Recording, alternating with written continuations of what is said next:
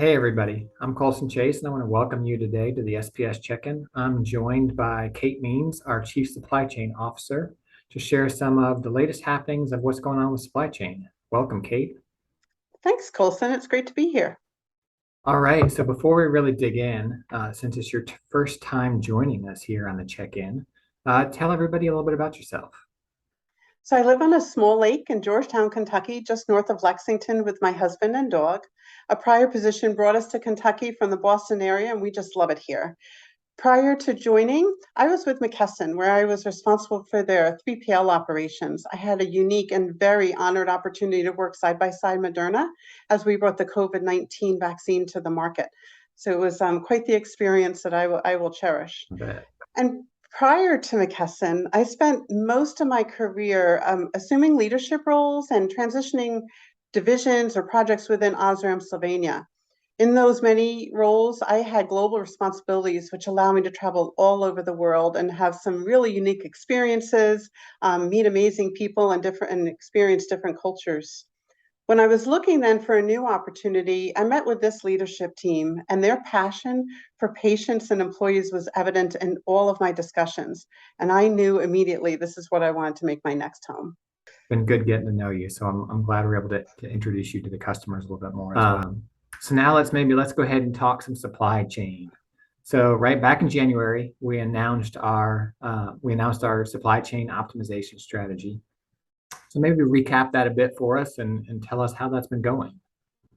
Okay, the big components obviously is we did a consolidation of our distribution centers and we implemented a WMS system. And there were several objectives to this strategy. First and foremost, the goal was to improve the experience of our clinicians, customers, so they could maximize their time they spend with their patients.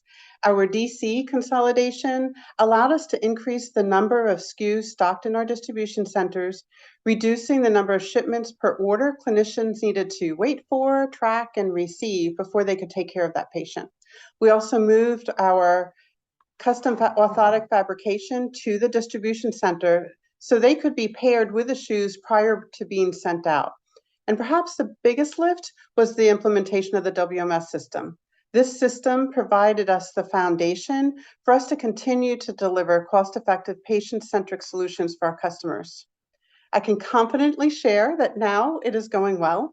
We had some bumps in the road early on, which really impacted our quality and service. And in addition to the challenges you would expect while implementing significant changes like we were facing the same things that many others were facing in the market, with continued impacts of COVID absences, supply chain disruption, and a really tough labor market.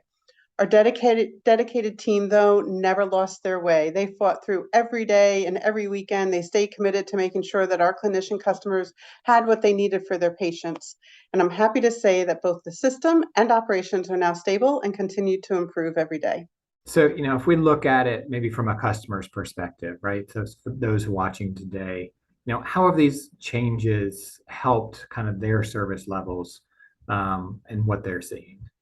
Right. So we're seeing some of the transportation numbers are coming up. I'll be honest, I don't think they're ever going to get, or it'll be a long time before they get to pre-COVID rates, really, from any of the carriers. But we've seen those consistently now over 93%. We're also seeing a 25% improvement in the number of shipments from their home DC. And what this means is that they're getting less receipts for them to process and a shorter transit time. And this adds up to backroom process savings and reduced costs. So maybe if we take kind of a wider view on it, right, and look at more of a macro environment, the supply chain challenges, had a pretty big, impact on our O&P industry last year. Are we still wrestling with a lot of those challenges? Do we expect to be, how has the supply chain evolved through that? Where are we going there? Yeah, I would say in general, we are still wrestling. I think we're getting a little better at wrestling, and it's really shifted. So our challenges have shifted, but not necessarily gone away. And I think this will continue for a while if we ever really get back to the old norm. So the entire supply chain is still struggling or dealing with shortages. And those shortages start right from the materials needed to make products, through the finished goods we deliver, and then the capacity we get them delivered. And as we know, the constrained capacity in the fuel has also resulted in double-digit inflation, which we are all looking for ways to address. So we've seen some relief in the capacity of container shipments coming from overseas, but it's still extremely tight. And we're also still seeing strained capacity on the carriers, both long haul and local, which are also challenged by labor and are therefore impacting the delivery times and our cost. So those delays, although they might be small and some are longer, cumulatively from the beginning to the end of a customer supply chain, we know that in many cases it's significant. So we're doing everything we can to make sure that we have what we need in-house. So when they place an order, we're able to get it to them quickly. So what can our customers do from their end to counteract some of these challenges and kind of help from that side?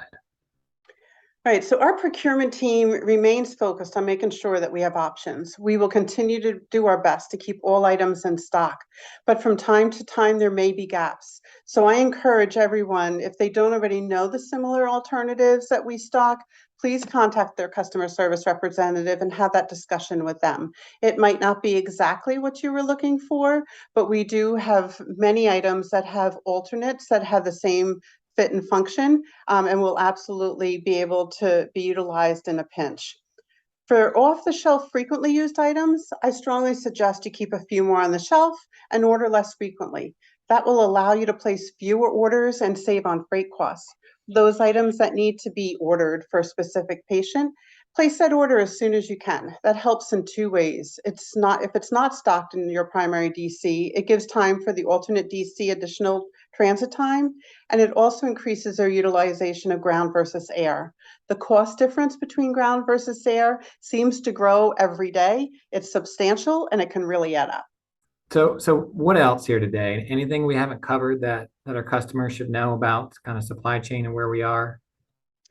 You know, sometimes, Coleson, I wish we could have all of our customers in to meet the team. I just want them to know that all the work we've done is really just the foundation. And this is allowing us to have better data, better systems and processes in a fantastic facility with a team that comes in every day ready to make sure that the shipments get out to them so they can take care of their patients. And all of this work is just positioning us better for the future. We thoroughly understand our role in the supply chain for the O&P patient, and we are fully committed to making sure we continuously improve. No, for sure. I've through some of our challenges and times, I've been helped out in the DC, and I can see the team out there and the dedication to getting caught up, getting the right stuff out to the clinicians so that they can serve their patients. So appreciate your team and your dedication. You've been here now, I think 8 months, and a lot has changed. I credit a lot of that to you and your team's dedication. So thanks for the impact that you've made already and will continue to make in the years to come. So with that, thank you, Kate, and thank you everybody for watching today. Appreciate you joining us here on the SPS Check-in. Thank you, Coleson.